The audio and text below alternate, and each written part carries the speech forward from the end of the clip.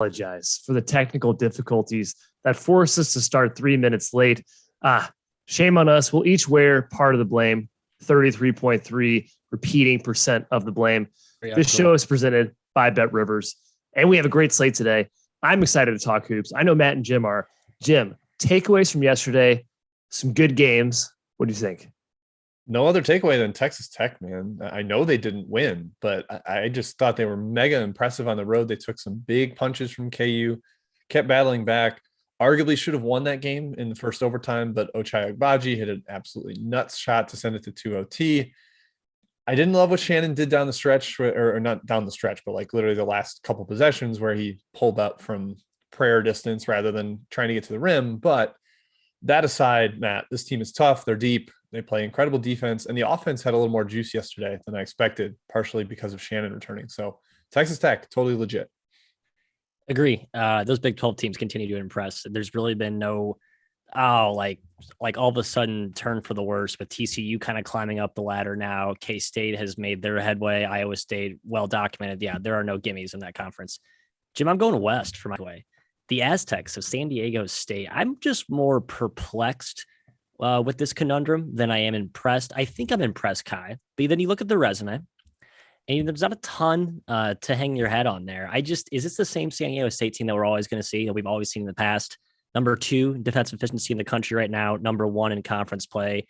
Offense lags behind. One of your token lopsided lovelies, as you like to call them. Yes. I guess, are we buying this team as like super legit, like maybe top 25, top 20? Or are we sort of in wait and see mode until there's some offensive oomph that comes from the mix?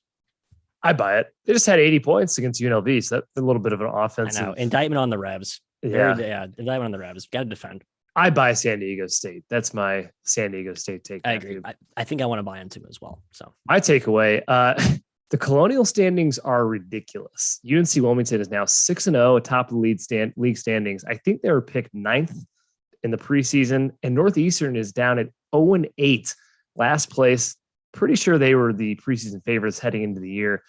That is topsy-turvy, bonkers land, microcosm of the college basketball season thus far. But takeaways are done. Now we talk about the slate, and man, we have a doozy of a first game to talk about, fellas. It's Arizona at UCLA, a marquee matchup here. UCLA, Matt, has heard all the noise about Arizona. How about they are a top 3 team, a number 1 team potentially? Can they step up, UCLA, and prove that they are the alphas in the Pac-12? It's going to be an awesome game. Frankly, 3.5 points is a big spread, in my opinion. I agree. The money has gotten a little bit too far, and I wrote down on my little sheet, do not fade Arizona. So I'm not going to. And this line can climb 13.5, and I'd still probably stay on the sidelines. I have a trivia question for you both. Who is the worst against the spread team so far in Pac-12 conference games? And this is a bad trivia question because we're talking about the game. Yeah. But yes, that's my it's point. Definitely not Arizona. So it's not Arizona. Imagine it's yeah, UCLA. Arizona is 4-2 with a 6-point cover margin. UCLA is 1-4-1 with a negative 3-point cover margin. Jim. I mean, the Bruins have been good, but they've been exactly who we thought they were preseason since coming off that COVID pause, right? Fringe top 10, but definitely not in the top 5, creme de la creme. And I think Arizona may expose that today. Yeah, so their only cover was the second leg of the mountain trip. Second leg. It's supposed to be impossible. Exactly. Like, great. Well done, UCLA. The number does feel a little steep. Over a field goal on the road. UCLA does have fans back now, which is huge. It's not like that empty environment that Oregon went into and won. But man, Arizona is so freaking good. I'm not sure if their little Achilles heel that we've seen crop up in conference play, which is turnovers, I'm not sure if that's going to get taken advantage of today. They are 9th in the Pac-12 in turnover rate. UCLA is forcing turnovers at the second highest rate in the Pac-12, which is a little surprising to me. It's not kind of how I perceive their defense. This one feels like it's going to get up and down, especially if Tubelis doesn't play a ton of minutes. That means Arizona goes small a lot with Pelle Larsson and Mathurin at the 4. Feels a little bit like a shootout. We know that UCLA can participate in shootouts. They've got plenty of scorers on that roster. So it's been bet down, the total, Kai, but I still lean towards the over. I kind of lean numerically against the steam on both towards UCLA and towards the over. I don't know. I don't want to bet against Arizona, though. Yeah. Interesting note about Arizona's schedule. I think they're awesome as well, but they haven't played a top 80 team all month. And they've played just 2 top 25 opponents since November 21st, 3 overall. Now they're crushing teams. So they are very good. The eye test, they pass with flying colors, but they really haven't played a great schedule here. UCLA is no pushover. They lost Oregon, sure, but this is still a very, very good team, very experienced. I think it's going to be an awesome game. I do think Arizona, 3.5 points on the road, 3 points now at BetRivers. That has me leaning UCLA numerically. Hey, quick note on the total, Jim. Everything you're right leans toward over, but that money may be rooted in the fact that we've talked about how Cronin in some of these big games likes to revert back to his old micromanage. Exactly. Walk the ball up the floor, execute, do not run. Nova was under in regulation. Overtime, I think, ruined that loser for us. Colorado, I believe, went under. I'm sorry, Marquette went under, and the Gonzaga game also went under too. So 3 or 4 big game precedents where I think he's kind of like, Gonzaga all right, guys. game went under because they couldn't score. They couldn't score too. Yeah, that's point. We're moving on. Michigan State at Illinois. And the first question you got to ask is Kofi Cockburn status. So many concussions this year in college basketball, by the way. It's like every single guy has a concussion. I don't think Kofi's going to play. That seems to be the consensus out there. But obviously, they lost to Maryland without him, and they're on a 2-game skid as well. Whereas Sparty is coming off a win at the Kohl Center of all places, and now sit alone at the top of the Big Ten standings. Do you see an edge in this game? Spread is 5 in favor of the Illini. Sparty's getting kind of mini Providence right now, where they're just playing everybody without their best player. They lost to Northwestern without Nance. I guess not best player. Wisconsin without Tyler Wall. He's their second best player. Now they're going to play Illinois with Kofi potentially out, probably out. Curbelo only played 14 minutes last game. He's questionable with his fever illness, non-COVID illness. It's kind of setting up for Michigan State here, Matt. I know you're in love with this team, or you're at least in love with the upside. I don't think they're playing that well right now. And despite that whipping of a performance that they put on at Wisconsin, there's a big asterisk. Wisconsin's not a deep team, especially at the top end of the roster. You take out Wall, and they're a different squad.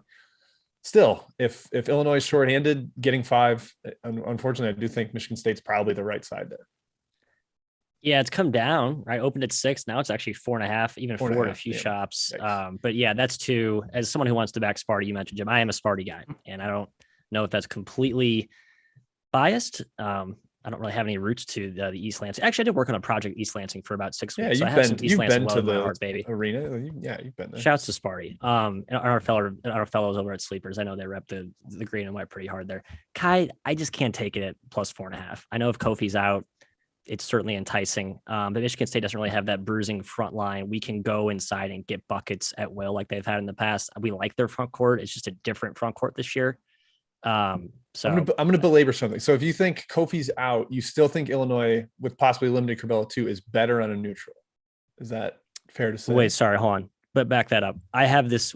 You're saying Illinois on a neutral without Kofi and limited Curbelo.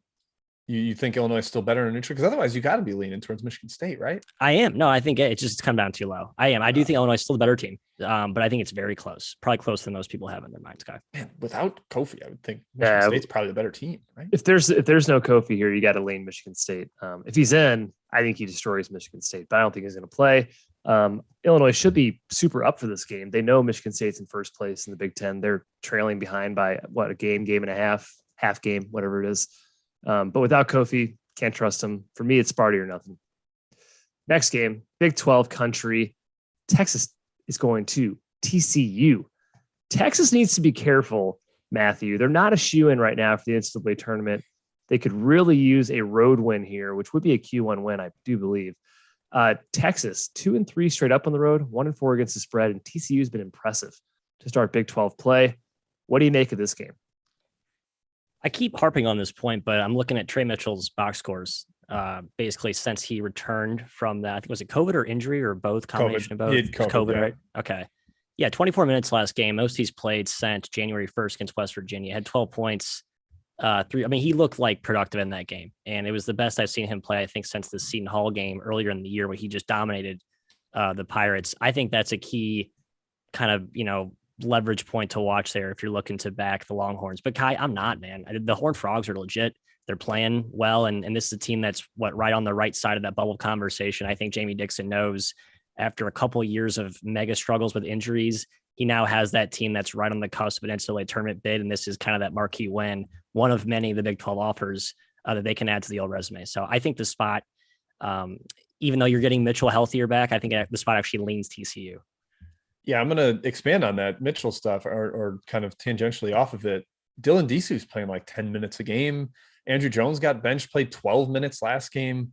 Our guy Russell from Seconds to Madness tweeted us or kind of referred us to a tweet about Louisville's rotations yesterday. It feels like Texas is the same kind of like throwing shit at the wall and trying to figure out like, maybe this will work today. Oh, it didn't. Try something new. And TCU's, on the other hand, like seems to have found a rotation. They've got Baugh at point guard, which has moved miles off the ball. Baugh's been great pressuring, kind of turned into what Penny Hardaway said he was going to be, Kai. He's finally found his level there, but he has been really sloppy, and Texas is really disruptive. They can force a ton of turnovers. So that's the one matchup angle that would make me nervous. Spot-wise, though, yeah, it kind of feels like TCU's game. TCU's got the number one defense in the conference currently, but look at the shooting numbers. They're a little suspect. 58% from the free throw line. Opponents are shooting against TCU. Texas is a good free throw shooting team. I actually lean towards Texas here. I think they are going to break their little skid of incompetency here, and TCU's run of competency, Matt, will just take a slight pause. -2.5 seems pretty cheap for me for Texas. Next game, huge matchup. Mountain West. Battle of the Mountain West undefeateds here, Jim. Wyoming at Boise State. Boise has not lost since November 30th. Wyoming's on a 6-game win streak itself. Do you lean either way in this marquee matchup, -5 in favor of Boise? Man, Boise's up to 8th nationally. Ken Palm's defensive efficiency rankings, they make everything hard on you. And looking at it, Kai, there's nothing, fake about it. It's not shooting splits. Like, they're 14th in the country in 2-point percentage defense, 17th in defensive rebound rate. And Matt, they take away the 3-point line. Like, it's not like you can just shoot over the top of them and hope for the best. They just make it really, really difficult on you. And you take out Ducell, one of the tough shot makers for Wyoming. That makes me even more concerned for Wyoming. We saw last year how overwhelmed they got by Boise's athleticism. And with Kigab and Acott playing as well as they are, I sort of lean towards Boise here, despite, giving 5 at home. I like Wyoming. I think they're well coached. EK's a beast, but I don't love the matchup for them here, unfortunately. Yeah, they're better equipped than they were last season, just with EK up front and what he neutralizes, basically negating the huge edge Boise had last season. But I don't know if that fully masks the perimeter defensive issues that have come to pass at times for the Pokes. And yeah, Boise just drove by them at will last year. I mean, they have the propensity to make tough shots, but they're at their best when they get guys going downhill toward the rim. And Kyle continue to underscore his name. My guy, Tyson Deeganhart, an absolute just killer assassin from 3, can kind of score inside out. It's got one of that physical, pro type body, as the NBA scouts like to regurgitate. I like this Boise team a lot. I thought the opener was cheap. It's been bet up to 5. I think it should be closer to a touchdown. The problem is Boise just plays such low games and they get kind of caught in slogs. And Wyoming can make enough shots that scares me. So I didn't play it, but I think the value here is on Boise. Yeah, I tend to agree. They have the bodies to kind of match up with EK inside, which has been an advantage for Wyoming. And they certainly have the athleticism, as Jim mentioned, to throw at Maldonado. I don't think Ducell is playing, but if he's in, they same athleticism to throw at Ducell as well. And Wyoming's defense hasn't been great. Boise's not the best offensive team, but we've seen them be able to score in certain stretches, with Acott specifically being a supernova at times, with step back threes, pulling it out of his ass. But I do lean towards Boise at home here. I think, 1, they have a great home court, and 2, Wyoming hasn't played the best schedule so far in Mountain West play. I think Boise gets it done. Fair enough. Chat mob, round 1. Jim, let's do it. Hit the like button. I see 39 likes right now. Let's get to 100. I want 100 likes. That'd be fantastic. All right. First question from Court. Does Ohio blow out Northern Illinois? I kind of think they do. Ohio's going to be angry off the loss at home to Toledo, where Toledo shot the lights out of the building. I don't really trust Northern Illinois. They've taken a little bit of money, so it is kind of a tougher price at this point, but I do lean towards the Bobcats. Matthew, also in the MAC. That Toledo team is now playing Buffalo. Multiple questions about this in the chat. Is this the track meet that many think it will be? Can Buffalo hang around? Are we entering Toledo Faders Anonymous once again? What's happening here? Yeah, I'll be checking in. sometime tonight, Jim, depending on how the game goes. Even if Buffalo is prevailing late, I still think it's be behoove me to check in, to make sure I'm staying on my regimen, to get away from fading the Rockets, which I've done so many times the last 2 years. I don't know, Kai, we haven't really learned a lot about Buffalo the last few weeks. Like, this team's kind of been just sort of, waltzing around, haven't really had any impressive wins or terrible losses. I think this is a game where I think they're reinvigorated by the magnitude, and we see like that preseason favorite Buffalo just dominating athletes everywhere, flying, and I think they get Toledo up front. Yeah, don't like it 4.5. Liked it at 5. Yep, fair. Kai, Richmond versus Rhode Island. This one also a popular question in the chat from Tooch. A touch of the Tooch on this question and others. What are you thinking? Well, thank God I don't have to endorse Richmond. They're -1 now at BetRivers. No, thank you. I was on them at +2, and I don't even like that very much. I just think it was a value play there. Hopefully Rhode Island misses over half its free throws again, like it did against George Washington. I love the Arachnids still, just to be clear. I take it up to like 3. I think they're going to. I don't know how you can love this team. Good luck with the way I like them playing tonight. Yep. Matt from Harry R. Missouri State coming off the big win against Loyola, in which Isaiah Mosley exploded once again. Now headed to Indiana State. The Trees, a little bit shorthanded. Cooper Neese officially out already. What do you think? Yeah, Mo State, short turnaround to prepare for that offense that Schertz runs. Indiana State, that's not good. Off the insane win at Loyola, that's not good. The spot screams Indiana State. I just worry about them stopping Mo State up front. I took the over here. I think both teams score pretty easily. Fair. Neese hurts for the over. Big time shooter. No, Neese too, but yeah. Kai, you were discussing the CAA in takeaways. We got William and Mary, the early surprise team. They are headed to Charleston today. Big dog, double-digit dog here. Is that a little big? Yeah, it seems like it. Obviously, Charleston plays super, super fast. Number 1 tempo, perhaps in the country right now under Pat Kelsey. But 14 points is a lot. We've seen William Mary cover these double-digit spreads more often than not here in this conference. So probably lean their way or nothing. Yeah, they've been a lot feistier, and Charleston's still a little limited. I think they're going to get Dalton Bolin back at some point in February. He's supposed to come back from his foot surgery, but he's not back yet, and that hurts them a little bit. Matt, UC Santa Barbara, a team that you've been kind of in on and not anymore. Hesitantly maybe trusting. Renzo Bros asking about them, headed to Cal State Northridge, who's been pitiful without Bean and Brown. What do you think? I guess I lean Santa Barbara, but I've kind of waved the white flag on that team. I've unearthed the issues that I've been ignoring all season. They just don't have any good guards. Guards are very sporadic. Can't trust a team like that. They took some money. I would not recommend it. I think it's at like 8 now. Like basically have to win by double digits. That's tough.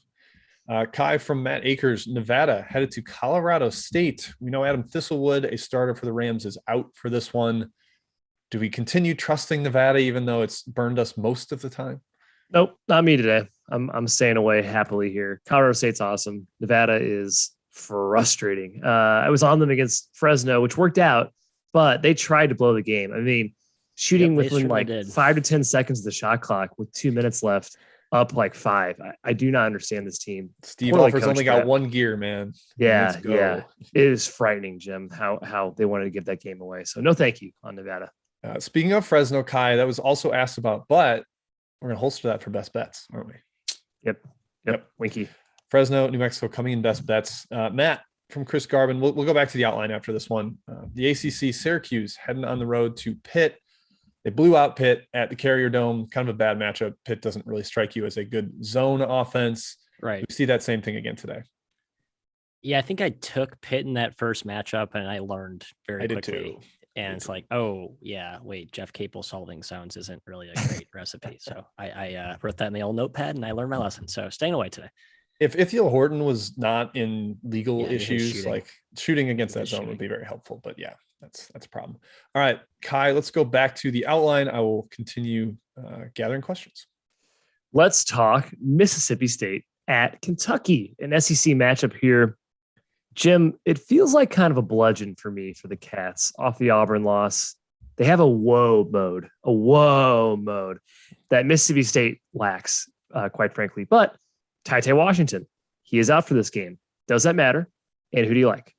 I think it does matter, mainly for the total, Kai. I think they're not as able to play turbo tempo without him, without the 2-point guard system. Severe Wheeler obviously still goes, and we think he's expected to play. off of his own little issue running into screens. Oscar, start calling out picks, man. You're leaving him out to dry. But still with Mintz and Wheeler, that's enough at the point guard spot. I do think that the bounce back, get right at home angle is there. But Matt, it's also like the ultimate sandwich for Kentucky. They played Auburn on Saturday, and then Kansas is coming Saturday. Could see the focus not being all the way there. So under would probably be my favorite lean there, and sort of Kentucky on the side, but not strong. Yeah, Mississippi State's not been as good on the road. So it's like you could argue you looking to fade Kentucky here with the spot issues you just mentioned, but Mississippi State, not that team I want to do it with given their road and home split so far. Yeah, no tie matters a lot. Like we talked about how thin this backcourt is and how important all three of those dudes are to be in there. So I think you remove one of those pieces, arguably the best of those guards, that's going to be a problem. Yeah, Matt, 0-2 against the spread. Mississippi State is on the road, which means this is just their third true road game. Wow, that's wild. Only which is crazy. We're very far into this season. They're 4-2 in the SEC, so this is a major resume booster for them. Obviously, if they can beat Kentucky on the road, holy crap! We talked shooting splits earlier. Mississippi State shooting splits, they're dead last in the SEC in 3-point percentage in conference play, 25%. I actually kind of think that might be close to real. Their guards don't excite me shooting wise. They're allowing the second worst percentage in conference play from three, 35%. UK can shoot. They have been scorching in the SEC. Maybe that goes down with Washington out of the lineup. I just think Shea Wave's a great matchup for the Brooks Smith combo. And I'm still leaning towards Kentucky at -9, even without Ty Washington. Pac-12, once again, Colorado at Oregon. Matt, Oregon has covered 3 straight, 4 of the last 5. And they appear to be fully back. Are they back? They're back. Would you call them back? They are back. Jim, I'd loved them at the opener at -7. It's been bet up. I think some folks have quickly realized that this team is sort of come out of the shadows and I guess figure out who they are. I'm trying to figure out what really was the key dial turn that Altman made or what player. Jim knows it. Yeah, Jim, tell us why. This is my best bet, Oregon -8. So I'll just get that out of the way. Matt, the interior defense is suddenly competent. They've figured that out. Kepnang and Dante have really solidified that. Their defense was outside the top 100 and it is getting much better. The offense is clicking more. I think they've kind of got roles figured out on that end. I mean, you had 3 guys in Harmon, who else? Richardson and Young that all kind of want the ball. And I think they've finally gotten that sorted. So I love Oregon. They're really on a rocket ship. Since January 1st at Bart Torvik, they are 5th in the entire country. They have been awesome since the turn of the new year. I do like Colorado, but I like them a lot more at home when they have the altitude on their side. They're supposed to get Eli Parquet back tonight. That's not enough for me to swing over to the Buffaloes. I love Oregon tonight. I think we continue to see them roll and make a statement. Oregon -8. Best bet, Kai. Am I crazy? No, I don't think you are, Jim. And I don't want to fade the current form of the Ducks either because they've been awesome. They're shooting the ball well finally, which they did not do in the non-con. I think their defense is going to give Colorado issues. We've talked about their shaky point guard play. Doesn't inspire too much confidence. Colorado on the road, Matt, not nearly as good as Colorado at home. And so, I was just looking at that. They're doing well on the this road. year. I know, a little better for the Buffs. Nice job, Buffs. Yeah. Better on the road. There's just too much resistance against Walker, Batty, De Silva that Oregon could throw at them. I really think they have good matchups there. So I lean towards Jim's best bet. And I hope Jim wins that best bet. Oh, that's so nice of you to support the organization like that. Go Oregon. I don't really care about Jim. I'm on it too. So I hope I win. That's right. That's where I stand. All right. We're going back to the outline and we're going to be talking about this game right now. Russell, they noted in the chat here, Clemson at Duke. Duke was fine last game, Jim, without Trevor Keels. And I don't see them losing this game, but can they cover? Probably. No, Keels does hurt. I mean, they're like clearly a better team when he's in the starting 5 and they're playing that bigger lineup and Roach is more of just like a role player. Matt, I wanted to slander Clemson away from home, but they're 3-3 against the spread, doing pretty solid on the road, pretty good away from Little John. But as Mr. Hainline notes in the chat, Duke demolishes Clemson at Cameron. It's just kind of a tradition. Yep. And it feels relatively inevitable that they do it again today. I think they bully them inside and they're not going to be fooled or taken advantage of by the shooting that Clemson has in the front court. Yeah, I was looking at, it feels like Clemson's been a little bit whack-a-mole, very volatile, but I'm looking at Haslametrics consistency metric. They actually rank pretty, around the middle of the country there. So maybe I'm just the eye test is deceiving me. You're right though. Duke smacking Clemson at Cameron is a real thing, and I wonder if that's largely rooted in the fact that Duke often loses at Little John. So maybe a lot of those are coming on like the revenge after the fact, like, oh, F that team, we're going to get them, we're going to smack them in our place. I don't know. I think the line's cheap. I can't believe it's come down. 12 and a half, now down to 11 and a half. If it gets to 11, I will be going head first with my Devils Kai, plunging right in. Yeah, Duke's just on a different tier. And Clemson, 3 ugly losses in a row before that Pittsburgh bounce back there. Their shooting has been great overall for the season, 14th in the country from 3, but in the ACC play, been around 34.5%, not nearly as good. And Duke guards the perimeter so well, so much length, so much athleticism, even without Keels. They are intimidating. And PJ Hall is usually a matchup advantage for Clemson, can pull bigs away from the rim. I mean, my opinion, throw Banchero on him. It's no issue. Williams, John might have a little bit of an issue there, but that plays well for Duke on the other side, dominating the paint. So I think Duke clearly has the matchup advantage here. I lean their way even at minus 11.5. And last game in the rundown. And yes, we did shoehorn in Mizzou, but that's because, Jim, Auburn is the number 1 team in the country, and we need to talk about the number 1 team in the country. And Mizzou has covered 3 in a row, sir. Okay. And that's why the flag's right side up. That's why it's right side up. And 4 of the last 5. They're being scrappy, except Auburn hasn't lost since November 24th, and they're incredible and the number 1 team in the country. But is it a letdown? Can Mizzou cover against Auburn? It might be. This might be kind of like Auburn looks past it a little bit. Mizzou did shoot 11 for 24 from deep against Alabama and still lost by 10, which is concerning to me. They're not going to score in the paint against Auburn's interior defense. But Kai, Mizzou as a home dog has been really, really feisty this year. 3-1 against the spread, covering by an average of 7 a game. Wow, they've been feisty. The numbers come down. Market is a little bit in on the Tigers, the home Tigers here. But Matt, I can't look at this matchup and see how Mizzou competes. Auburn just they're better at everything, including coaching, roster, guards, inside out. I can't recommend betting Mizzou. I can't do it. I kind of had a total take here. I'd like the under, and I see now it's been bet down to 141. So it sounds like some other folks are agreeing with me. But then I've watched Mizzou recently and feel like you're trying to run and gun with Alabama, or you're just happily gutting threes 10 seconds in the shot clock. Now they've fallen at a pretty high rate recently. A big reason why you're actually covering spreads. I think there's sort of this new identity that Kwanzaa's finding with some of these young guns, but no, Mizzou's still not a great team. Let's just be honest about it. And Auburn's on a different stratosphere.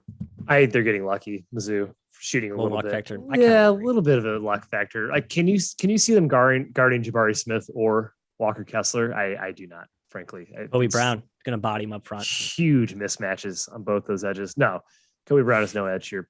So look, I guess I'm leaning to Auburn here, but I am aware how scrappy my Mizzou Tigers can be. So I'm staying away. I'm giving them enough respect, Jim, to just stay away. Now we go Chat Mob round 2, Jim. What do you got? Chat Mob round 2. I'm going to Matt first. North Dakota State just had that big win at Oral Roberts. Now they take on St. Thomas, the lethal shooters that are the Tommies. Do we get a letdown performance from the Bison? I hope not. I hopped in at, I think 7 or 8. I need to check my bet slips here, but it's up to 8.5, 9. Luckily for you guys, I don't have to endorse fading the Tommies, which has not been a profitable endeavor this season. But Jim, I will endorse the over. I think there are points galore in this. Yeah, it's the Summit League, so just hit that on repeat. Over, likely the right play. Kai, not a game that I think of as over here. Air Force and San Jose State, so from the Bay Area. I kind of like Air Force, man. This team's been so feisty, and San Jose State's a different team without Diallo on the court. Yeah, San Jose State hasn't been as good. Air Force is kind of good, as much as I hate to say it. +2 feels like value for Air Force there. Lean their way. Yep, same. I have a +2 ticket, so go Air Force. Matthias, your Miami of Ohio Redhawks going to your Ball State Cardinals. I know. 2 teams you adore in the MAC. Are you back in the home dog? Ryan Necker was asking about the home dog. Enticing, but not going to. I know Ball State's been off for a week, and Miami off that really gross effort where they needed overtime to get past Northern Illinois. So I don't really have a strong feel either way here. I like both teams long-term-ish, but not going to bet when they're pinned against each other. Okay. Ryan A. Kai asked about Southern Illinois at Loyola Chicago, a team you have seen in person at the Gentile Center. This feels a little high for an assistant in Mullins coming home back to Loyola. A lot of familiarity between the two staffs in a low-scoring game too. What do you think? Yeah, and they're not a bad team. They're well coached. They're competent. And Loyola, we haven't seen that killer instinct this year that we've seen in the past. Nope. Like we said, I just think they're kind of bored. They're kind of just floating through the season right now. I think they're the best team in the Valley for sure by far. But yeah, 12.5 right now. I'd probably lean towards SIU. 1-4 against the spread in conference Loyola so far. Yeah. Yep. Not great. Matthias, Bama at Georgia. Multiple questions about this one. Do we see the Alabama offense explode against a terrible Georgia team? It feels like a time bomb that at some point it's going to go off, but I don't know if it's today. Yeah, I kind of like the over actually. But I feels like Alabama is trying to it seems like Oates is trying to kind of pull back the harness on their offensive up and down firecracker style to like reinstill some physicality. So that kind of made me, sly away from that. I don't know, Jim. It's a monster spread for a road conference game. 15 points. Yeah, I know Georgia's terrible. Georgia's horrible though. God. Also, yeah, hey, is there a football really is there like a football charge crowd for this game? I was wondering that. Like Georgia fans pile in as like a revenge. We'll get Not you revenge. in basketball. They got him. Sorry, I guess they got their revenge. Like, we're going to sweep you now. And yeah, no, they're not going to. So, yeah, I don't know if the Georgia basketball home crowd will be. It's usually one of the worst in the SEC. It is desolate typically. Good home crowd though, Kai. The Rack, Rutgers. Oh yeah. Another question from Evan. They're hosting Maryland, who just wiped out Illinois. Do we see a little bit of a bounce back Rutgers performance after their pathetic stinker against shorthanded Minnesota? Yeah, you have to lean that way because they're at home and they've done very well at home against the spread. And Maryland has been okay on the road, not nearly as good, I guess, as they have been at home. Yeah, I lean towards Rutgers -3.5, but I didn't bet it. I did too. I lean towards Rutgers. Didn't quite get there to bet it either, but man, they should take care of business. Matt, Ray Reyes asked about Cincinnati headed to Temple. Cincinnati has taken money. I agree with it. Do you agree with it? Yeah, I was going to toss it back to you. I know your boy Victor Lockins locked and loaded for today. I think that could be a pretty nice matchup against a burgeoning Temple front line. Since he won 3 in a row, they just hung 90 on Tulsa. I like the under. I think there's a little bit of regression coming for Cincy's shooting. They're a good offensive team, better than we thought, but they're not like this blistering hot elite Golden State Warriors shooting team that we've seen lately. Dating back to the Memphis game where they were just a fireballs yeah. On the arc. So yeah, I don't totally buy that, but I think the defense stands up and locks down Temple. Temple off COVID pause too. Sorry, should mention that. I haven't played in a while. Kai from Fondell, Georgetown headed to UConn. We've kind of been in on Georgetown recently as a bigger underdog. Do we think this number is too high again? Yeah, 15.5. Maybe you're getting to the point where I'm staying away, but God, 17 was the opener. Like Georgetown's terrible, but they've been covering these big spreads. They're scrappy. Yep. I mean, they can hit shots. They're a good large dog, in my opinion. Yeah, you get some Donald Carey, Caden Rice raining in some threes, and it's hard to get 20 points away from them because they are so feisty. Matt, also in the Big East, DePaul headed to Villanova. No Javon Freeman Liberty for the Blue Demons here. Does Nova blow them out? I don't think so. I kind of think this is deceptively competitive. DePaul's played Villanova closely, remove this year from the equation. Like, I think they went to overtime, almost beat them 2 years ago. You look back just beyond that, there's always pretty competitive games here. I think Nova just sleeps on DePaul when they come into the pavilion, and DePaul's athleticism kind of shocks them, catches them off guard a little bit. I think that happens again tonight. It's going to be a close one. I lean over and Demons, even without JFL, Kai. You got to lean under without JFL for sure. Under, is that what I said? Yeah. You said you lean over even without him. Under. You don't lean that way. Under. Correction. Under. I don't like DePaul without JFL, but 18 is ridiculous. Kai, it's wild that we have to audit Matt's takes verbally. Even we miss our audit profession, Jim. That's why we do it. It's true. Yeah, you guys are professionals at this exact task. Yep. All right, 3 more here. Let's hit them quick from Harry R. Dayton and Fordham. Kai, Fordham potentially down 2 starters. We know Day is gone. He's already committed to a new school, but Oham's also potentially still out. Yeah. What do you think? Yeah, he's huge. I'd lean towards Dayton if he was out for sure. But Fordham's been decent this year. They've not been Fordham of the past. Kyle Neptune is turning the program around. Yeah, they're really feisty defensively, but Dayton's all front court without Ohams. Like, I don't know how they stop trouble. Holmes and those guys. Matt, the former number one team in the country, Baylor, taking on your Purple Kittens of Kansas State. Do you think that Bruce Weber continues to build a potential at-large resume? I don't think they win here. Honestly, I kind of lean Baylor. It just feels like K-State has one token clunker after the string of amazing games. I think Baylor's kind of perimeter-oriented lineup that they're playing with the versatility and no middle, and their switching is going to negate everything K-State does on offense that works. So I think K-State really struggles to score here. All righty. And then last one, Kai, from the chat, Eastern Michigan and Bowling Green, two kind of whack-a-mole teams that have major injury questions. Eastern Michigan is missing their best two players to COVID last time. Bowling Green missing their point guard. Hard to figure out what to do with this one. Yeah, Bowling Green's been without Matheny for a while now. I think they're adjusting to life without him, but Eastern Michigan is not adjusted without Noah Farrakhan and Monty Scott. If they are out again, Bowling Green is my side. I also like the under if they're out. If they're out, they played like a 58 possession game with less than 90 total points against Akron, or it was like 90. Yeah, 90 points. If those guys are out, then you kind of have to like the under. It's kind of like Day with Fordham. There are players that just kind of take the pace and they run with it, right? And I think that's what Scott and Noah are for EMU. Yeah. All right, let's get to best bets. I did already give mine, Kai. I got Oregon -8 out there. I think they're just kind of a supernova right now and are continuing to sail higher and higher. Colorado's decent, but not on the road. So Oregon. Excellent. We have 9 likes away from 100 for this video. So let's get that. And am I eating a snail? I never like consented to that, but you ever had escargot, Matt? It doesn't matter if you consent or not. You can eat a live snail on air that you can find outside. Yeah, right here in Chicago. They're like rats and snails in our alleys, right? Kind of just crawling. That's right. Tons of snails. Snail capital. Tons of snails. All right, my best bet, guys. It is in the Fresno, New Mexico game, but it's not going to be a side. It's going to be the over. The chat was arguing over which side you'd be on. This is kind of fun. I'm going Fresno, New Mexico over 138.5. 2 straight overs for New Mexico since Singleton went down. Without him, without many big guys at all, they're playing a lot faster, and their defense has been terrible. Allowed 80 to Colorado State, allowed 93 to Wyoming. I believe that was in overtime.